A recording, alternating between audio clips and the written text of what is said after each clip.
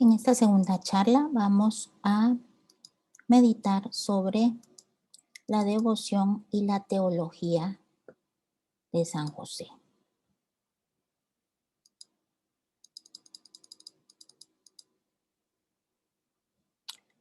Muy bien. Resulta que desde el principio de la iglesia, los primeros años, hasta increíblemente el año 1700, sabemos muy poco sobre la figura y persona de San José. Algo muy rescatable para aclarar cosas que hasta la fecha tenemos confundidas es que ya San Jerónimo y San Agustín negaban lo que San Jerónimo llamaba los delirios de los evangelios apócrifos. Esto fue en el siglo IV. Es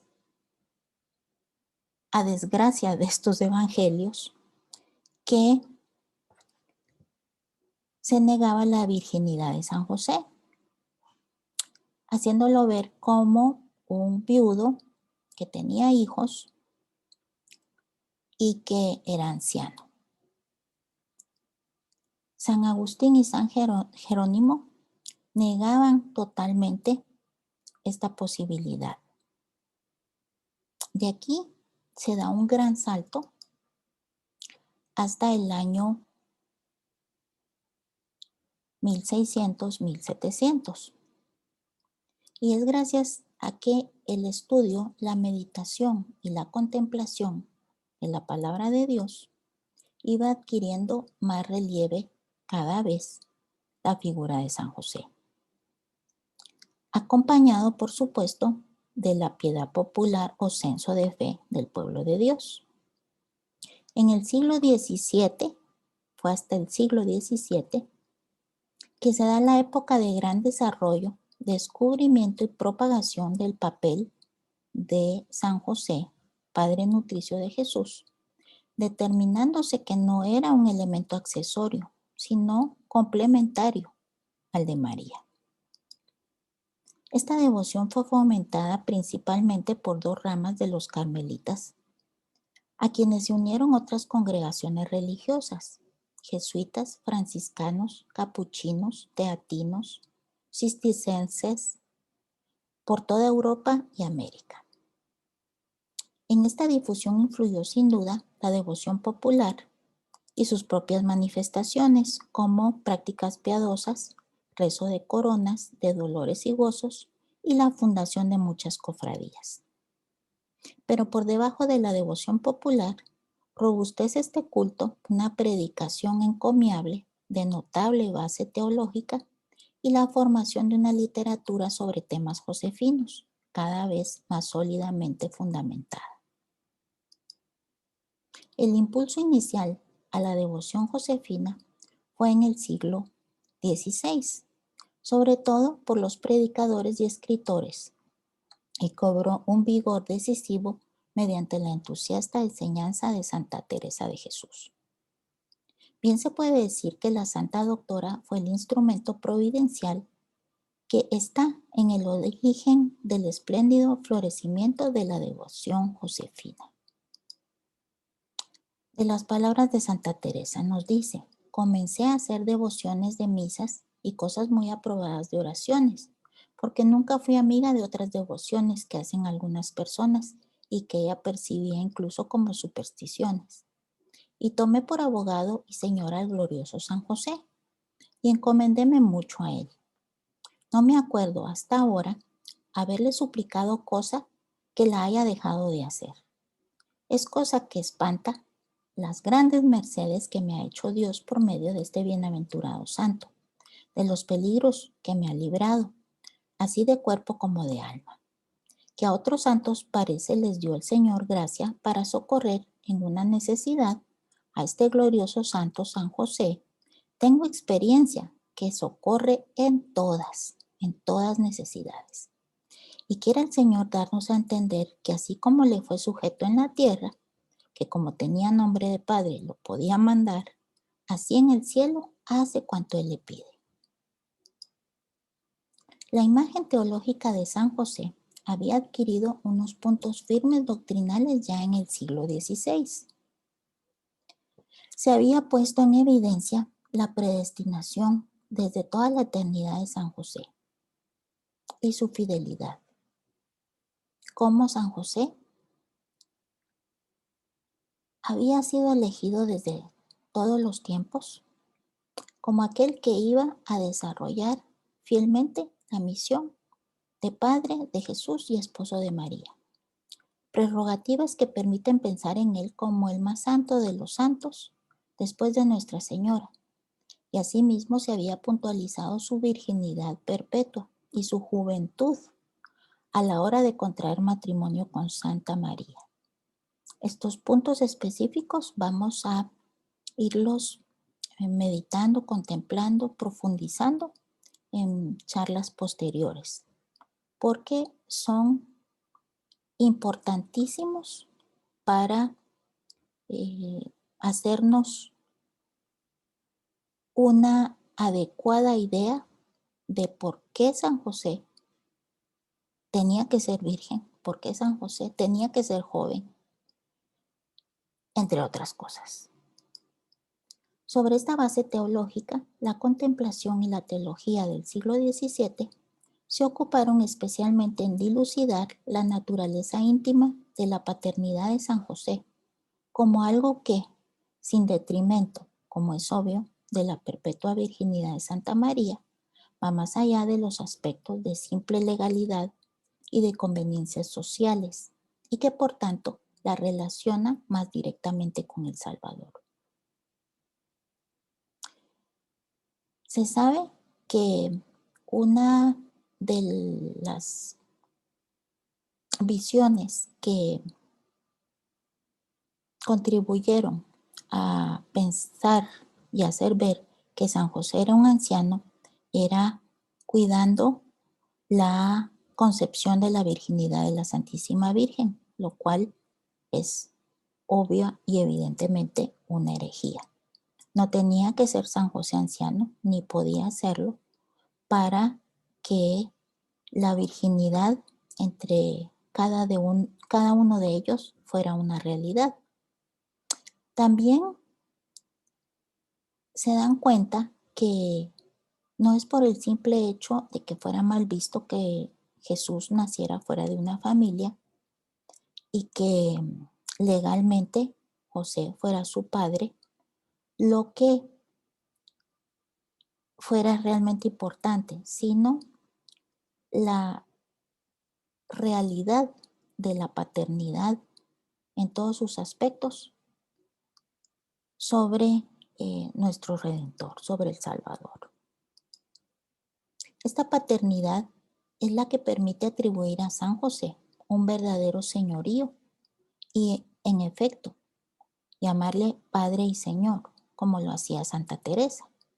Señorío que se extiende en el orden histórico sobre la familia de Nazaret y luego en su prolongación sobre la Iglesia como gran familia de Dios, cuyas relaciones no vienen ya del cuerpo sino del espíritu según el modelo de vida íntima de la Trinidad.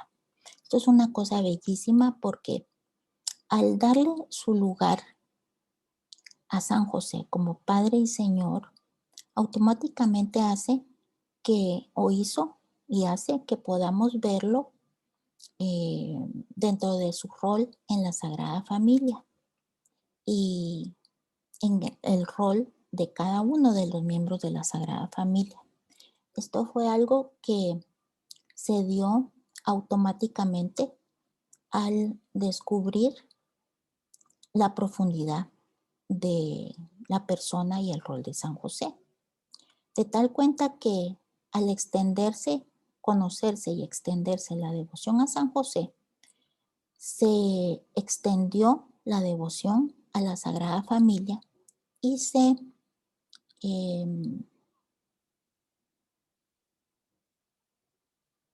produce que comencemos a ver la relación de la familia Nazaret como un reflejo de la relación que existe entre el Padre, el Hijo y el Espíritu Santo. Por esto, junto con la devoción a San José, se extendió desde entonces, recalcan, la devoción a la Sagrada Familia de Nazaret, que arraigó de una manera especial en Francia, la hija primogénita del cristianismo. Pero también se dio en otros lugares, como nos lo hace pensar las abundantes representaciones iconográficas españolas, por ejemplo. Lo más interesante del tema es la teología que subyace a esta devoción a la Sagrada Familia, que se concreta en la expresión Trinidad de la Tierra o Trinidad creada. Estos dos términos son bellísimos porque hacen alusión a que la Sagrada Familia representa a tal grado la vida íntima de la Trinidad que es la cuasi encarnación de la Trinidad en la tierra, o la Trinidad creada, ya que la Trinidad, Padre, Hijo y Espíritu Santo, es increada, es Dios mismo. Del proceso de profundización teológica sobre San José, alegra y estimula y hace ver que todavía hay mucho por conocer y saber. Los datos escriturísticos son pocos. Encontramos pocas cosas en las Sagradas Escrituras, bastante menos sobre San José que lo que se refiere a la Santísima Virgen María. Pero su estudio, siguiendo los comentarios evangélicos que desde el principio se hicieron, lleva constantemente a ampliar el campo de reflexión y de la necesidad de explicar, por ejemplo, el porqué y el modo del matrimonio virginal de José y María. Es decir, que sucede lo que sabemos siempre que estudiamos, que leemos y meditamos las Sagradas Escrituras. Siempre hay algo nuevo, algo profundo y algo misterioso que encontrar, incluso en pocas palabras. De ahí ha surgido la reflexión sobre las virtudes de José, puesto que tuvo que ser el santo esposo de la toda santa Madre de Dios. Tenía que ser correlativa hasta lo posible la santidad del esposo de la Inmaculada. Y si entre las razones que se vienen dando para justificar el matrimonio de la Virgen estaba la de que su esposo tenía una función clara a desarrollar relativa al hijo que nacería de este matrimonio, he aquí que la teología ya ha encontrado una base para explicar la función de San José. Y esta función por antonomasia es su paternidad real. Esta paternidad, si ciertamente es legal, no basta para explicar cumplidamente, por ejemplo, el que San Lucas llame y diga que María llama a José el padre de Jesús. O sea, esto no es un nombre superficial que encontramos en las Escrituras.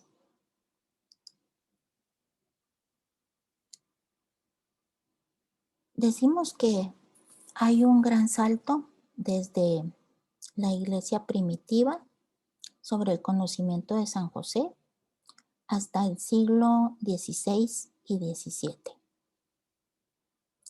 Pero después viene toda una etapa contundente que puede referirse a los últimos 200 años. Y hay una realidad histórica importante que debemos recordar, y esta es la Revolución Francesa. Recordemos que Francia es la hija primogénita del cristianismo. Y resulta que precisamente aquí es donde se marca un nuevo comienzo histórico en la edad contemporánea. Este es, esta época histórica es durante el cuarto siglo comprendido entre los años 1789 y 1815. Francia estuvo en el primer plano de la vida del mundo. Este periodo, que corre desde la reunión de los Estados Generales franceses hasta la caída del Imperio de Napoleón, fue también trascendental para los destinos del cristianismo y la Iglesia. ¿Por qué? Porque la era revolucionaria, abierta en 1789 y recordada netamente como política, conmovió los fundamentos más profundos de la religiosidad en Europa. La Revolución Francesa, en sus momentos más álgidos, trató de eliminar toda huella cristiana de la vida social. Es más, hasta nuestro tiempo, hasta el día de hoy, vivimos los estragos de esta revolución que bien sabemos hoy día que no solamente fue política, sino fue también y sobre todo en contra de la religiosidad europea, de la bien llamada cultura cristiana o cultura occidental. Sobre el tema ahondaremos en charlas posteriores y conforme vayamos viendo la persona de San José, vamos a darnos cuenta cómo en los tiempos y los planes perfectos de Dios es una figura importantísima para que tengamos presente hoy día y poder combatir hoy día los estragos de esa revolución que más bien fue el inicio de la persecución no solo de la cristiandad, sino de la pretensión de la descristianización de el mundo. Sobre todo si sabemos que es producto actualmente del anticristianismo que vivimos.